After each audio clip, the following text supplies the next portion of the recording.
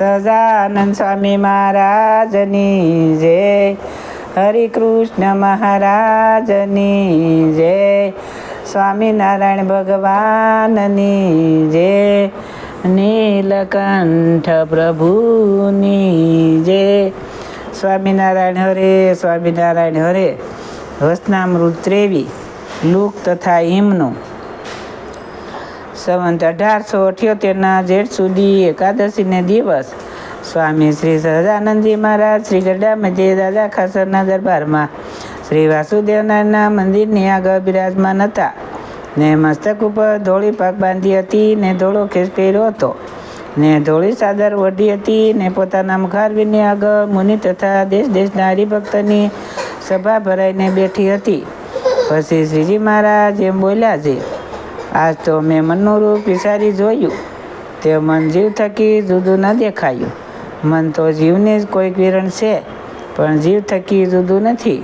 અને મનનું રૂપ તો એવું દેખાયું જેમ ઉનાળામાં લુક હોય તથા જેમ શિયાળામાં હિમ હોય તેમનું મનનું રૂપ દેખાયું.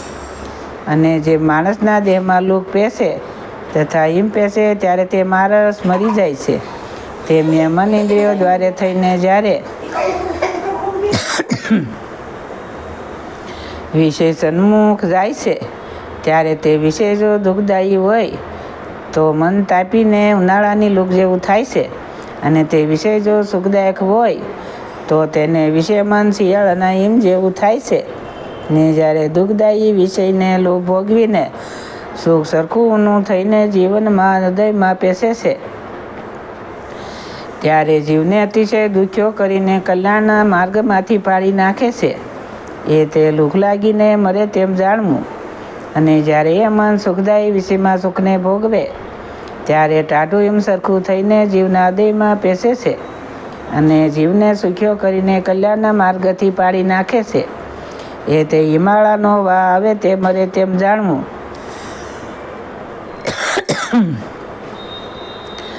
માટે જેનું મન ભૂંડા વિષયને દેખીને તપે પણ નહીં અને સારા વિષયને દેખીને ટાઢું પણ થાય નહીં, એવી રીતે જેનું મન અવિકારી રહેતું હોય તેને પરમ ભાગવત સમજાણવા.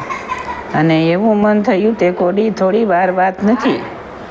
અને મનનો તો કેવો સ્વભાવ છે, તો જેમ બાળક હોય તે સર્પને અગ્નિને તથા ઉગાડી તરવારને ઝાલવા જાય, તે જો ઝાલવા ન દઈએ તો પણ દુઃખી થાય અને જો ઝાલવા દઈએ તો પણ દુઃખી થાય. તેમ જો મનને વિશે ભોગવા ન દઈએ તો પણ દુઃખી થાય ને જો ભોગવવા દઈએ તો પણ વિમુખ થઈને અતિશય દુઃખી થાય. માટે જેનું મન ભગવાનને વિશે આસક્ત થયું છે ને વિષયને યોગ્ય કરીને ટાઢું ઊનું થતું નથી તેને સાધુ જાણવા. એ તે વચનામૃત ગરડા મધ્યમનું 23 જે તે થયું. સહજાનંદ સ્વામી મહારાજની જય. વચનામૃત 24 સાંખ્ય અને યોગ નિષ્ઠાનું. સંવંત 1879 શ્રાવણ સુધી આઠમને દિવસ સ્વામી સહજાનંદજી મહારાજ શ્રી ગરડા મધ્યે દાદા ખાસરના દરબારમાંથી ઘોડીએ ચડીને શ્રી લક્ષ્મી માળીએ પધાર્યા હતા ને ત્યાં સોતરા ઉપર ઉત્તરાદે મુખારવિંદે બિરાજમાન હતા અને સર્વશ્રેષ્ઠ વસ્ત્ર ધારણ કર્યા હતા ને કંઠને વિશે મોગરાના પુષ્પનો હાર પહેર્યો હતો ને પાકને વિશે મોગરાના પુષ્પનો તોરો ધારણ કર્યો હતો ને પોતાના મુખારવિંદની આગળ પરમહંસ તથા દેશ દેશના હરિભક્તની સભા ભરાઈને બેઠી હતી. પછી મુક્તાનંદ સ્વામીએ શ્રીજી મહારાજને પ્રશ્ન પૂછ્યો છે, હે મહારાજ, ભગવાનને વિશે અસર નિષ્ઠાવાળા જે ભક્ત હોય તેને કોઈ જાતનો વિશેષ આડો આવે કે ન આવે? પછી શ્રીજી મહારાજ બોલ્યા, જે એક તો યોગી નિષ્ઠા છે ને બીજી સાંખ્ય નિષ્ઠા છે. તેમાં યોગ નિષ્ઠાવાળો જે ભગવાનનો ભક્ત તે ભગવાનના સ્વરૂપમાં પોતાની અખંડવૃત્તિ રાખે. અને સાંખ્ય નિષ્ઠાવાળો જે ભગવાનનો ભક્ત તે તો મનુષ્યના સુખ તથા સિદ્ધ સારણ વિદ્યા પર ગંધર્વ દેવતાએ સર્વેના જે સુખ તેને સમજી રાખે તથા સૌદ લોકની માહિલી કોરે જે સુખ છે તે સર્વેનું પરિણામ કરી રાખે છે. આ સુખ તે આટલું જ છે અને એ સુખની કેડે જ દુઃખ રહ્યું છે તેનું પણ પરિમાણ કરી રાખે. પછી દુઃખે સહિત એવા જે સુખ તે થકી વૈરાગને પામીને પરમેશ્વરને વિશે દ્રઢ પ્રીતિ રાખે. એવી રીતે સાંખ્યોગી નિષ્ઠાવાળાને તો સમજાનું બળ હોય અને યોગ નિષ્ઠાવાળાને તો ભગવાનના સ્વરૂપમાં અખંડ વૃત્તિ રાખવી તેનું જ બળ હોય. પણ કોઈક વિશે દેશકાળીને યોગ્ય કરીને કોઈક વિશે પાવે તો ભગવાનના સ્વરૂપમાં વૃત્તિ રહેતી હોય તે કાંઈક બીજે પણ સોટી જાય. કેમ યોગી નિષ્ઠાવાળાને સમજણનું બળ થોડું હોય માટે કાંઈક વિઘ્ન થઈ જાય ખરું. અને સાંખ્ય નિષ્ઠા તે યોગી નિષ્ઠા એ બે જો એકને વિશે હોય તો પછી કાંઈ વાંધો જ ન રહે. અને એવો જે ભગવાનનો ભક્ત હોય તે તો ભગવાનની મૂર્તિ વિના બીજા કોઈ પદાર્થમાં લોભાય જ નહીં. અને એમ સમજે જે ભગવાનનું જે અક્ષરધામ ને જે ધામને વિશે રહી એવી જે ભગવાનની મૂર્તિ ને તે ધામને વિશે રહ્યા એવા જે ભગવાનના ભક્ત તે વિના જે લોક છે ને તે લોકને વિશે રહ્યા એવા જે દેવ છે ને તે દેવના જે વૈભવ છે તે સર્વે નાશવંત છે એમ જાણીને એક ભગવાનને વિશે દ્રઢ પ્રીતિ રાખે છે. માટે એવા ભક્તને તો કોઈ જાતનો વિષય પાવતો નથી. એ તે વચનામ ગડા મધ્યમનું સો વિજય તે થયું. સહજાનંદ સ્વામી મહારાજની જે વચનામૃત 25 વાસનિક ત્યાગીએ નિર્વાસનિક ગૃહિનો સંવંત 1800 ગણેશીના શ્રાવણવદી 6ને દિવસ સ્વામી શ્રી સહજાનંદજી મહારાજ શ્રી ગરડા મધ્યે દાદા ખાસરના દરબારમાં દક્ષિણા દેદાર ઓરડાની ઓસરીએ ઢોલિયા ઉપર વિરાજમાન હતા અને સર્વશ્રેષ્ઠ ધારણ કર્યા હતા અને પોતાના મુખારવીની આગળ મુનિ તથા દેશના હરિભક્તની સભા ભરાઈને બેઠી હતી.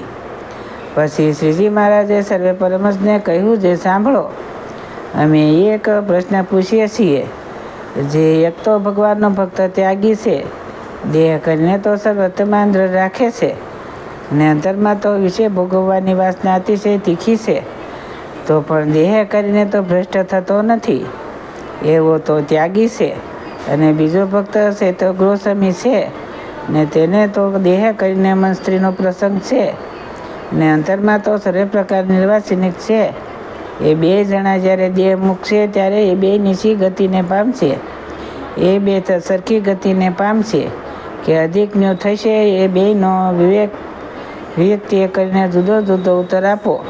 પછી ગોપાળાનંદ સ્વામીએ બોલ્યા, જે એ ત્યાગી જ્યારે દેહ મૂકશે ત્યારે અને વિશે ભોગવાની અંતરમાં તીખી વાસના છે, માટે એને તો ભગવાન મૃત્યુલોકને વિશે અથવા દેવલોકને વિશે મોટો ગૃહસ્થ કરશે અને અતિશય વિશે ભોગ પ્રાપ્ત થશે. તે જેવા ભગવદ્ ગીતામાં યોગ ભ્રષ્ટને યોગ ભોગ કહ્યા છે તેવા ભોગને દેવલોકમાં ભોગવશે.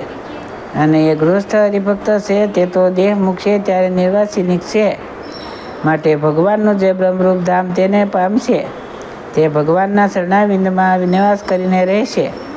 અને પ્રથમ કહ્યો જે ત્યાગી તે તો વિષય ભોગવીને જ્યારે તૃપ્ત થશે ત્યારે તે વિષય થકી વિરાગને પામીને મનમાં પશ્ચાતાપ કરીને ભગવાનનું ભજન કરશે. પછી નિર્વાસનિક થઈને ભગવાનના ધામમાં જશે. પછી શ્રીજી મહારાજ બોલ્યા, જે ઠીક કહ્યું, એનો ઉત્તર એ જ છે.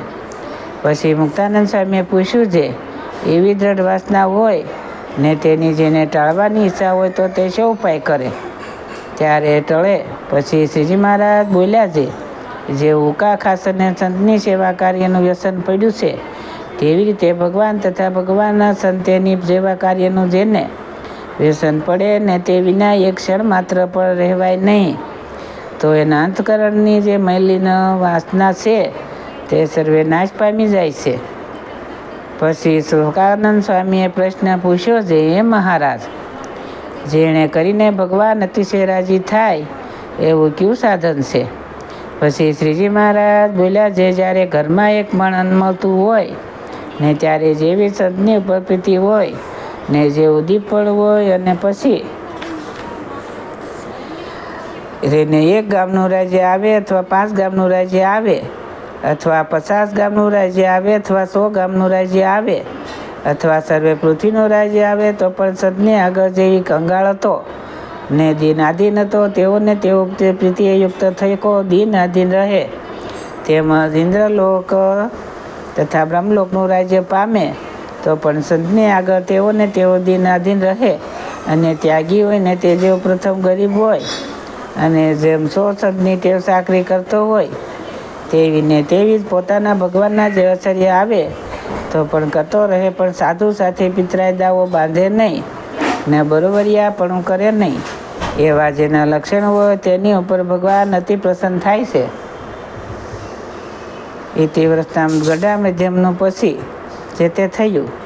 સહજાનંદ સ્વામી મહારાજની જય, હરિકૃષ્ણ મહારાજની જય. વચનામૃત 26. ભક્તિમાં અંતરાય કરતા આત્મજ્ઞાનિકને પાછા પડ્યાનું. સંવત 1879 ભાદરવા સુધી એકાદશીને દિવસ રાત્રિને સમય શ્રીજી મહારાજ શ્રી ગઢા મધ્યે દાદા ખાસરના દરબારમાં શ્રી વાસુદેવના મંદિરની આગળ બિરાજમાન હતા અને સર્વશ્રેષ્ઠ વસ્ત્ર ધારણ કર્યા હતા અને પોતાના મુખારવિંદની આગળ પરમહંસ તથા દેશ દેશના હરિભક્તની સભા ભરાઈને બેઠી હતી.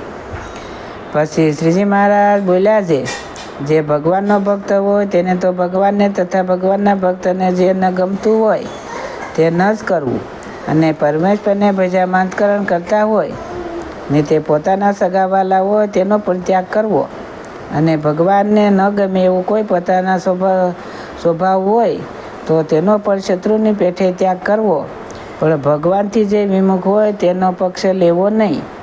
જેમ ભરતજીએ પોતાની માતાનો પક્ષ ન લીધો અને ભગવાનનો ભક્ત હોય તેને તો સૌથી વિશેષ પોતામાં જ અવગુણ ભાસે, અને જે બીજામાં અવગુણ જુએ અને પોતામાં ગુણ પરશે તે તો સત્સંગી છે તો પણ અર્ધો વિમુખ છે.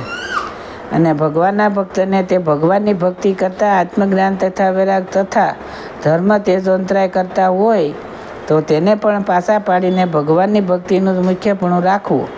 અને જો ભક્તિને વિશે સહાયરૂપ થતા હોય તો એ ઠીક છે એમ સમજે તે જ ભગવાનનો પૂરો ભક્ત કહેવાય.